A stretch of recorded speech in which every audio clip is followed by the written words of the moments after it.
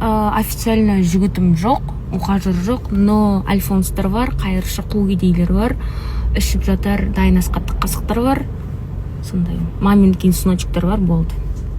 Достар, құттықтап қойыңыздар. Ұзақтан бері Зағна сүйіндірген семьяммен ақылдастым. Бюджеттен ақша бөлінді, үкіметтен ақша келіп отыр. Содан не сатып алдым десеңдер, бүгін базарға барып қолым тиіп, кәдімгідей андай машинада телефон ұстап тұратын болды, ондай. Сондай сатып алсам. Контентіме вложение, профессионал түрде блогер ретінде өзім өмір сүріп көрейін деп ойладым. 3500 теңге түсіріп алған соң, боламын түсіріп бересің деп. Қатты қуанып тұрмын, өйткені енді стористер осындай болады, потому что оған дейін менде болған жоқ телефон ұстап тұратын мындай. Мен андай қолмен түсіріп атамын да, еще бір жақта, мына жақта айкос, еще рөлді, еще басып баратамын ғой, еще ана екі айнасына қараймын да, еще мені қысып тұратындарға, деп айғай салып, қысып әлің деп бүйтіп тұрамын енді. Енді ондай жоқ, енді осындай профессионалный болады, андай қымбат байдың қатындар құсаған осындай стористер.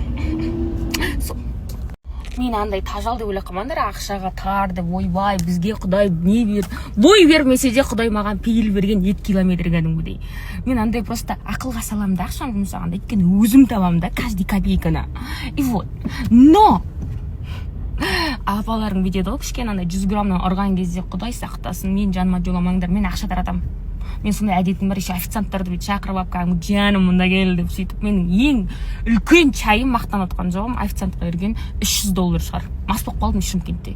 Сөйтіп ана қысылып тұрмын да, ол күшті күтті да, кәдімгідей темекіні әкеп бер десең, магазин әкеп беріп отыр ғой кәдімгідей.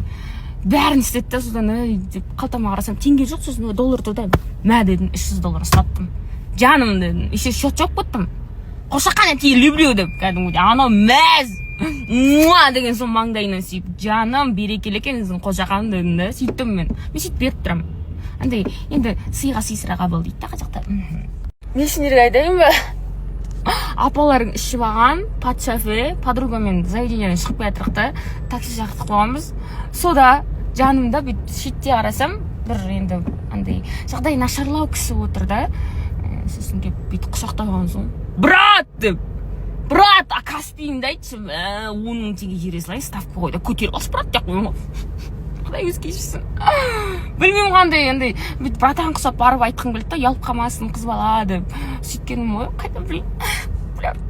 Мынау сұрақты оқып кәдімгідей қиналып қалдық қой, ойбай, жаман адаммын ба деп кәдімгідей.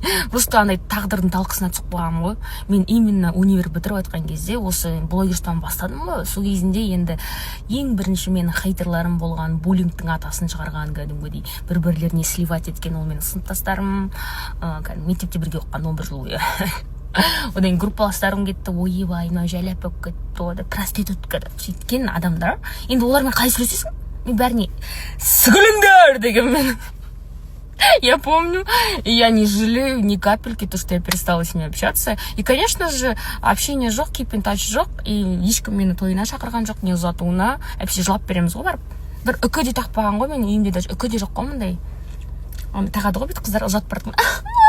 Бір-біріне жылап кәдімгідей 45 подружкалар кәдімгідей күштер алса адамдар құсап анда жылап беретін қыздар болады. Сондай да істеген жоқпыз, мысалы айтар.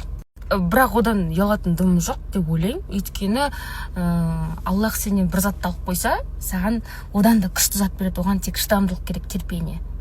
И хайры болады да ол заттың. Собр дейді, сабыр керек. Өйткені менің қазір сыныптастарым мен группаластарымның рөлін шоу-бизнің қаймақтары істеп жүр. Мысалға мен кәдімгідей андай сыныптасым сияқты, бір группаласым сияқты тұрарлармен отырамын мысалға. Или там Мирас Шегінес, кто еще Калифорния, Қанай, кто еще есть Серік Ибрагимов, қыздар, Сабина, СС бәрімен кәдімгідей группаласым ұстап сөйлесем ғой. Қалайсыңдар ей деп кәдімгідей сосын ойланам ғой, айтып қалам өзім кей кезде андай шок болып. Ол шокты қашан ұстандым? Жанабыловтардың тойында отырмын, жанымда Қайрат Нұртас отыр. Чотам. Өз-өзіме сенбей отырмын ғой. Ей жұлдыз дедім, қой таста сен сияқты адам ғой, қой таста ойбай деп. Да видео түсіріп десем, дәп жанымда отыр да сосын деп отырдым. Но мен сендерге айтайын, қыздар, менің 4 бывшим, 4-еуі де әлі үйленген жоқ. Значит, проблема была далеко не во мне. Екіншіден, сол 4-еуінде жылатып кеттім да, соң көз жасау мені байға жеріме айтқан. Рас айтам. Иногда андай ойланып қалам да, баяғыстыр жылатып кеттім кәдімгідей. Енді көз жас жүрмейді дейді да қазақта. Содан қысылып қалам да иногда. Сондықтан общий бүкіл бывшийға кешірім сұраймын. болды. Жозефинадан бір кешірім жетеді сендерге. Общий. Бөліп аласыңдар өздерің андай бір похуй. Андай кәдімгідей бүгін мотивационный дем болды ғой деймін. Бәрі мотивация сұрап кетті менен кәдімгідей андай жігітіммен айырылысып кеттім, жылап жатырмын дейді. Жігіт үшін жыламаңдар, қыздар. Ең нәйіс зат сол. Жігіт үшін жылау. Мен кәдімгідей өзім есімде бар 2024-те Балида май кезі есімде бар. Сол кезінде жігіт үшін жыламын. Мен солдан бастап өзіме уәде бергенмін. Осыдан кейін жігіт үшін жылап көтіңді айран деймін. Андай дүния қорлар құсап дүния үшін жылашы, жігіт үшін жылама дейтін. Кәдімгідей абыройың түсіп кетпесе жұлдыз деймін да. И вот. Лучше бар ғой бывшийларда мен бывший ухажер бәрі менен жеп қайтқан негізінде. Мен ұрам оларды. Та самая бывшая это я. Ұрасың да, өйткені түсінбейтін айтамын, сылқ еткіземін десем, сен бә деп күлетін маған жігіттер, мен бәрі бойызым да, мен мыртық челба делать. Содан мен айтамын ғой, мынау қол ауылда фляг көтерген ол, мен еще бірінші машинаммен КамАЗдың астына авария түскенде капотын бейті өзім жұлып алғам, бәрі хуй дейді қуан сол кезінде. Менде күш бар, қара күш. Жерге жақынмын да, зай бол деймін. Бәрі сөйтіп таяқ жегеді.